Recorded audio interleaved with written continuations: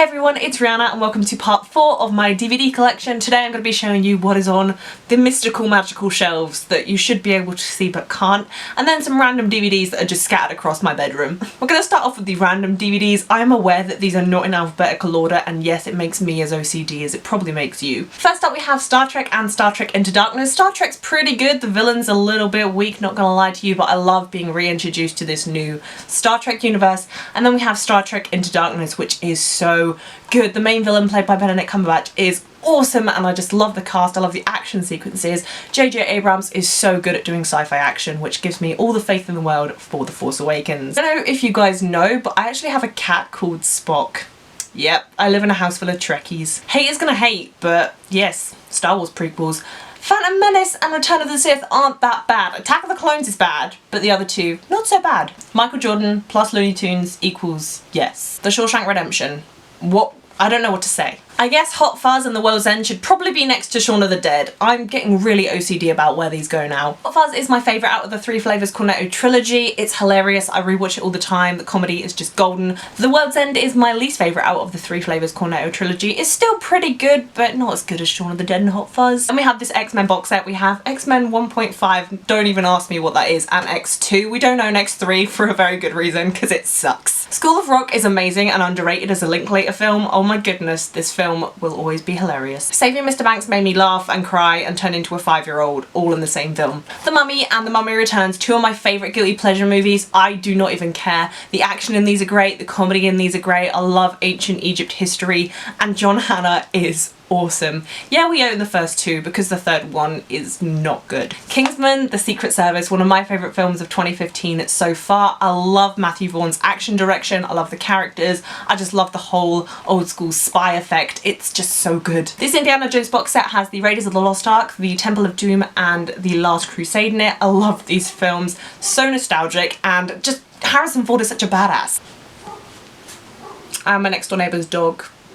Yep. That's fun. The Book Thief, an incredibly beautiful World War II story that just made me sob. Okay, so that was all the DVDs that are all scattered around my room. Now we go back to the mysterious shelves that are all in alphabetical order, thank the Lord. First of all, we have About Time, which is an extremely underrated romantic comedy that's British, and Bill Nighy's in it, and it's really, really good. I really like the concept of time travel in this film, and it's just genuinely heartwarming and funny. Almost Famous, directed by Cameron Crowe, is one of the best movies about music to date. I watched this film just recently for the first time, and I was just amazed by these characters and this story and how well I paid attention considering it's a pretty long movie. Back to the Future, an 80s classic and one of my favourite films ever. I really do not even have to explain how good this movie is. Bill and Ted's Excellent Adventure also changed cinema like Wayne's World. I'm not even sure I care. This is like a guilty pleasure film, but it's also just dumb fun and hilarious. Breakfast Club, an 80s classic and one of John Hughes's best films. Absolutely adore this film. I always go back to it and just remember how much I love it. The characters and dialogue in this film are just so compelling, you just want it to keep going on and on and on. Children of Men is a British dystopian film directed by Alfonso Cuarón, which has one of the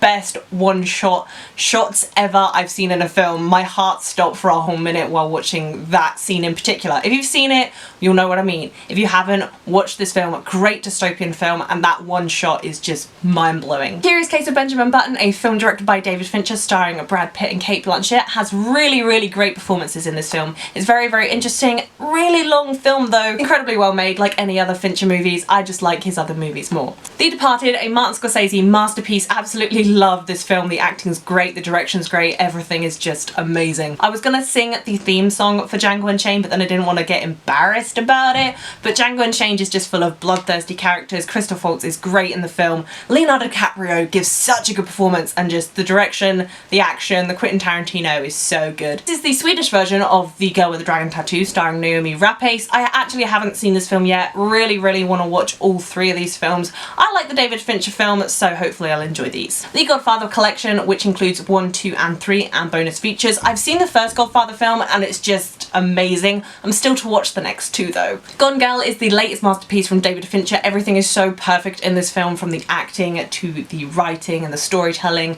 The tension builds up so well and I just love it. Goodfellas, directed by Martin Scorsese. I'm still to watch this film and basically punching myself in the face to watch it. In my opinion, The Help is really, really underrated. The acting from Octavia Spencer and Viola Davis is great in this film. I really, really like it. Dig it up, oh, dig it, holes. I freaking love Halls. The House Bunny, guilty pleasure film of my life. It's so bad that it's actually good. Another Cameron Crowe movie is Jerry Maguire. I used to watch this all the time as a kid. Probably not the best movie to watch, but I still really enjoy it now. I love the dialogue, and I really like Tom Cruise in this film, which is a rarity for me. I don't even care. The Lizzie McGuire movie was my childhood, and it's a guilty pleasure and still brings me so much joy. I'm still to watch Napoleon Dynamite. I'm still so annoyed Jake Gyllenhaal didn't get nominated for an Oscar for his performance in Nightcrawler because, oh my lord, I'm literally terrified of him now.